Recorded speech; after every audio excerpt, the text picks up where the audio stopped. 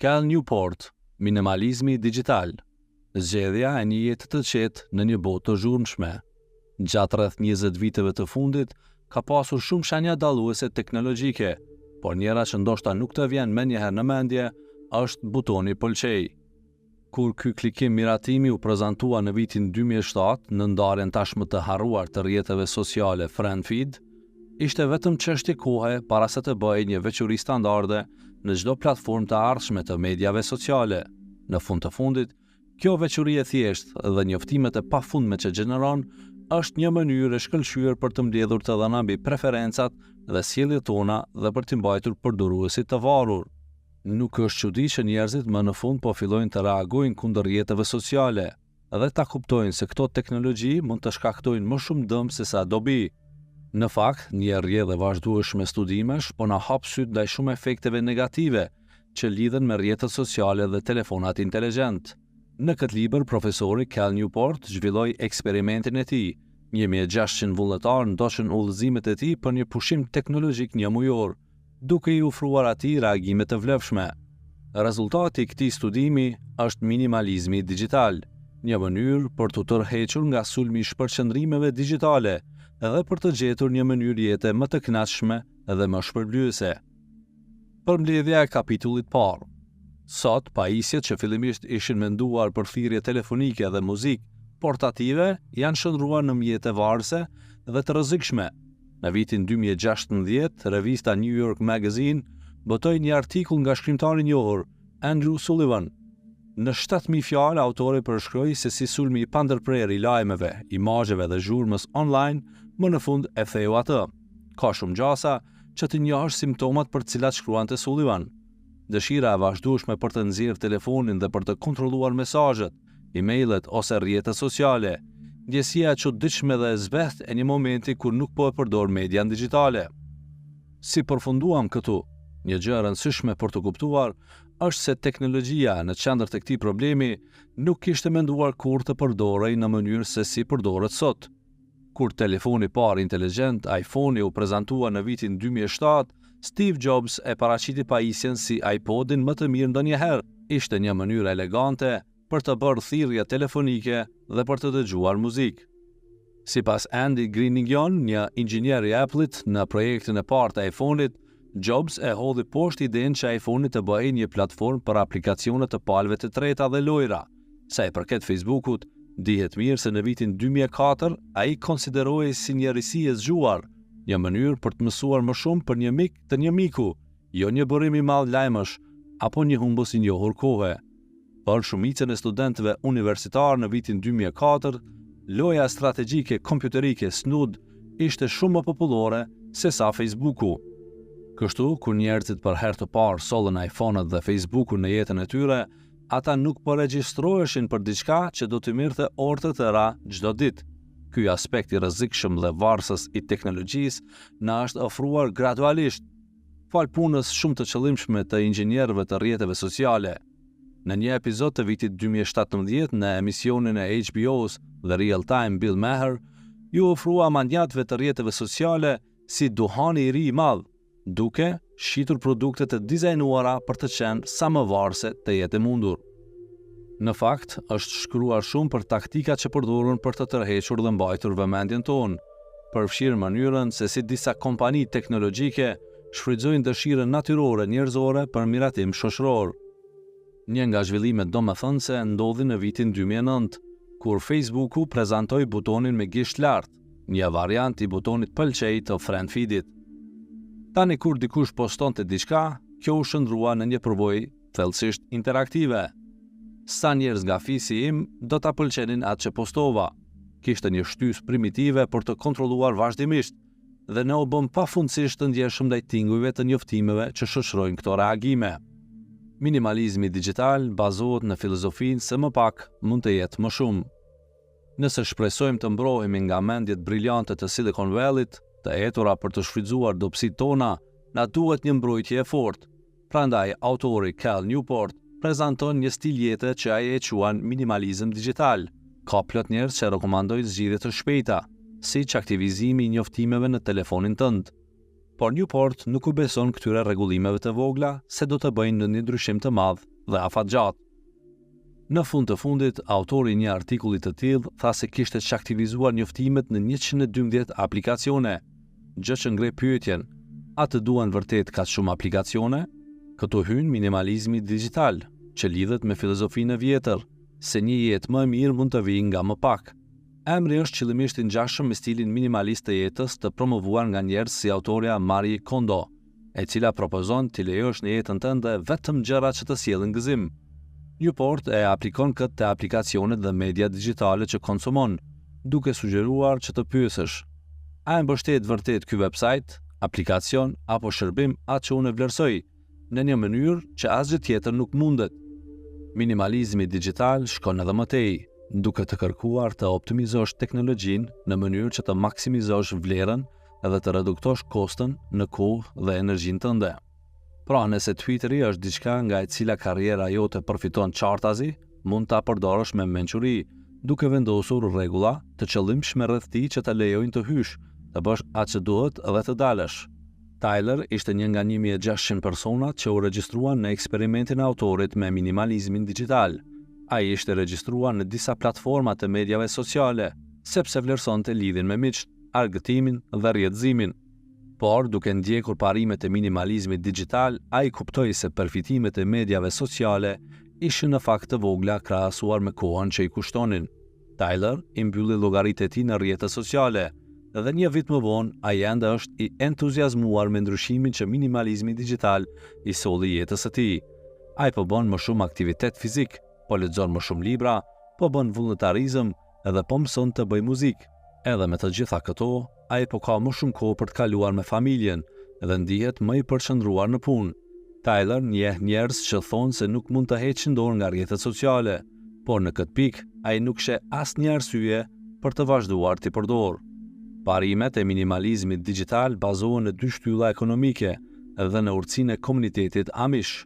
Minimalizmi digital mbështetet në 3 parime: rrëmuja ka kosto, optimizimi është i rëndësishëm dhe qëllimshmëria është e kënaqshme. Parimi i parë lidhet me ekonominë e re, e njohur përmes Harry David Thoreau në librin e tij Walden. Në thelb, ekonomia e re merr parasysh kostot e jetës, kur llogarit se sa vlen vërtet diçka. Për shembull, nëse dëshironi të blini një makinë për të shkuar në qytet në vend që të esni, Thoreau do t'ju kujtonte se çmimi që paguani për makinën nuk është kostoja vetme, është gjithashtu koha, stresi dhe përpjekja që duhet për t'i fituar këto para dhe për ta mbajtur makinën të sigurt edhe në gjendje pune. Në fund, kostoja mund të tejkalojë veprimin e shëndetshëm të ecjes në qytet. I njëjti shqyrtim duhet aplikohet për çdo pjesë të medias digjitale që lejoni të hyjë në jetën tuaj. Pyetni veten se çfarë fitoni vërtet nga ajo dhe çfarë kosto kohore edhe përpjekje kërkon. A jeni të sigurt se nuk mund ta kryeni të njëjtën detyrë në një mënyrë tjetër? Parimi i dytë lidhet me një tjetër parim ekonomik, ligjin e kthimeve të pakta, i cili shpjegon se nuk mund të shtoni vazhdimisht gjëra dhe të prisni përmirësime të vazhdueshme. Për shembull, nëse prodhoni makina, punëtorët e parë që shtoni do të rrisin prodhimin, por në fund do të arrijë një pikë kur linja montimit nuk mund të përballojë më shumë ngarkesë. Punëtorët fillojnë të pengohen me njëri tjetrin dhe gjithçka ngadalësohet. Le të themi se në vend që të prodhoni makina, dëshironi të qëndroni të informuar për ngjarjet aktuale. Shkuarja nga 0 në 2 burime lajmësh do të përbënte një përmirësim të madh, por nëse mbushni një feed të rrjeteve sociale me 10 burime të ndryshme, kjo do të bëhet një shpërqendrim i pafund dhe i paqartë.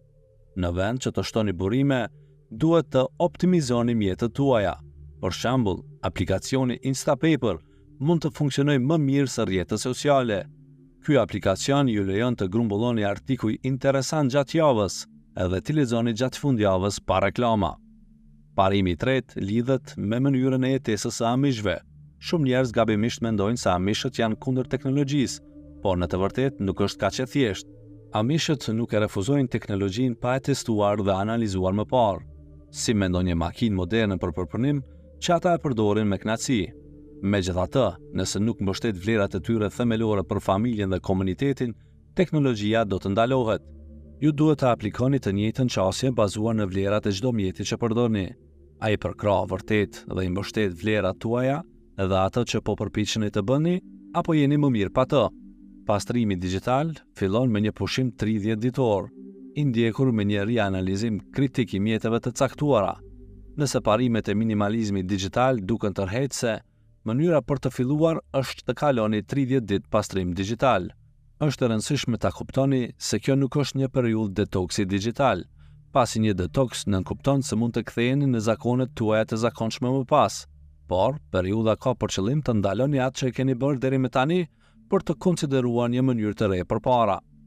Gjatë 30 ditëve planifikoni të hiqni të gjitha teknologjitë jo esenciale nga jeta juaj. Kjo do të thotë çdo gjë që nuk e keni absolutisht të nevojshme për funksionimin e përditshëm. Në fillim mund të ndjeni të zbehur kur kuptoni sa zakone e varësie keni zhvilluar, por shumica pjesëmarrësve në eksperimentin e Newportit raportuan se shumë shpejt harruan smartphone-in ose aplikacionin që hapnin automatikisht. Kur identifikoni se çfarë është dhe çfarë nuk është thelbësore, mos ngatroni komoditetin me nevojën. Mund të mendoni se do ta dëmtoni ndonjë marrëdhënie nëse e lini Facebook-un, por po ashtu mund ta zbuloni se pa rrjete sociale mund ta forconi marrëdhënien duke telefonuar, takuar dhe biseduar më shpesh. Detyra tjetër gjatë kësaj periudhe është të shikoni brenda vetes dhe ta kuptoni se çfarë është më të vërtetë e rëndësishme për ju, çfarë janë interesat tuaja, gjërat që vlerësoni në jetë dhe që ju pëlqejnë të bëni jashtë internetit. Kjo është e rëndësishme, sepse hapi tjetër ka të bëjë me gjetjen e diçkaje që do ta plotësoj boshllëkun e krijuar nga mungesa e rrjeteve sociale dhe teknologjisë së re. Pas këtyre 30 ditëve, fillon një periudhë e rianalizimit të menduar me kujdes. Kjo përfshin 3 pyetje për çdo teknologji që konsideroni ta mbani në jetën tuaj. A mbështet kjo teknologji diçka që e vlerësoj thellësisht? A është mënyra më e mirë për ta mbështetur këtë vlerë? Për shembull, Instagrami mund ta mbështesë kontaktin me të afërmit që janë larg, por ti telefononi me video çdo të diel mund të jetë më domethënëse. Dhe si mund ta përdor këtë mjet në mënyrë që të maksimizoj përfitimin edhe të minimizoj dëmin që shkakton.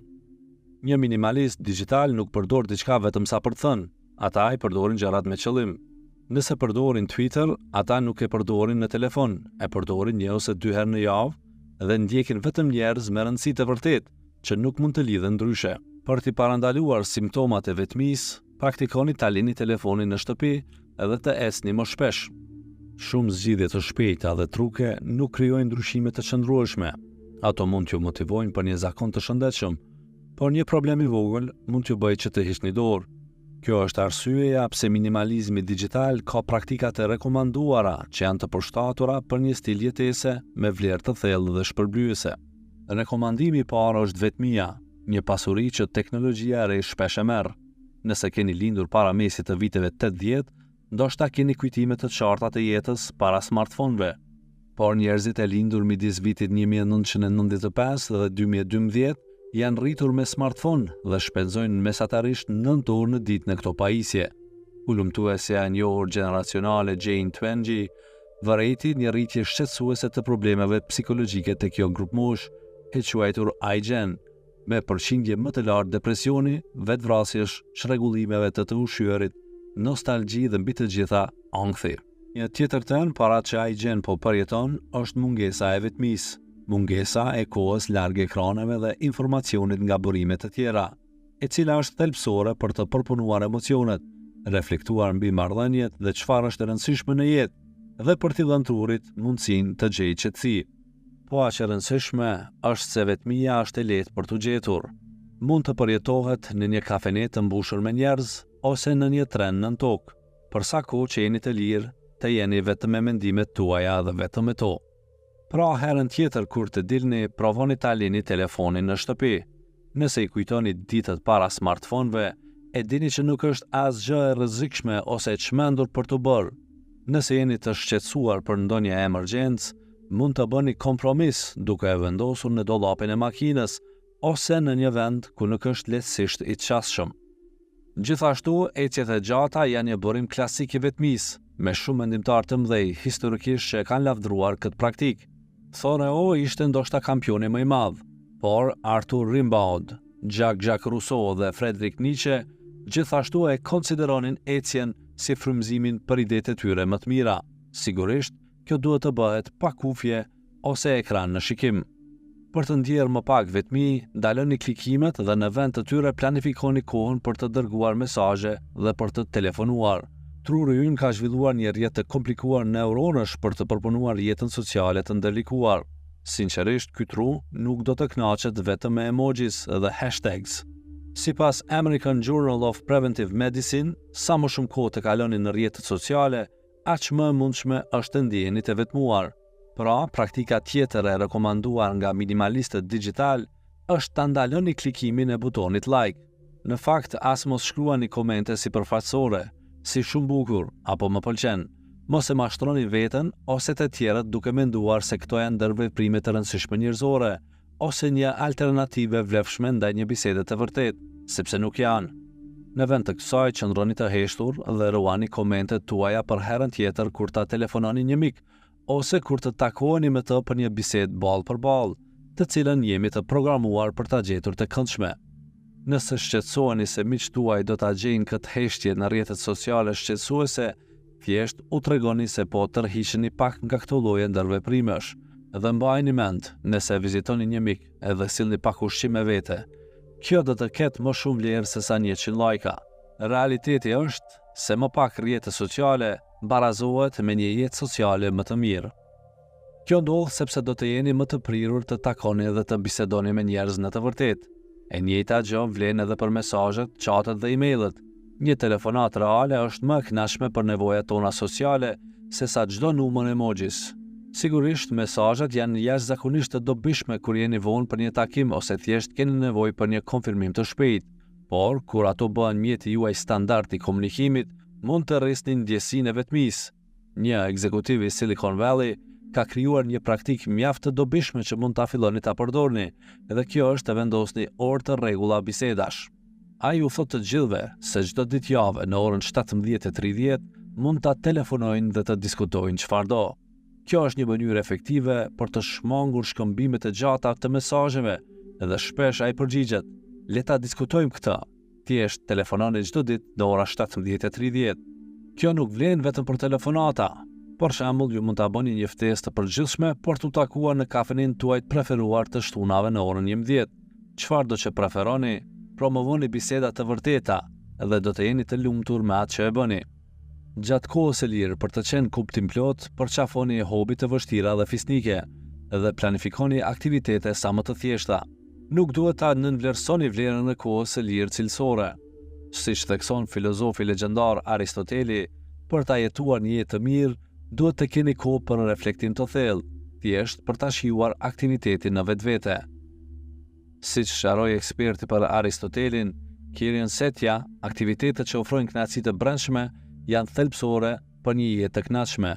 Autori quan këto aktivitete kohë e lirë cilësore, ndërsa shpërqendrime digjitale si rrjetet sociale dhe konsumimi pa mend i quan kohë të lirë me cilësi të ulët.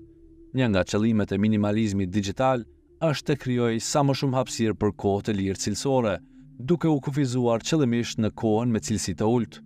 Kur e shikon se çfarë bën një aktivitet cilësor, autori ka zbuluar se hobit që kërkojnë përpjekje fizike shpesh janë ndër më shpërblyesit.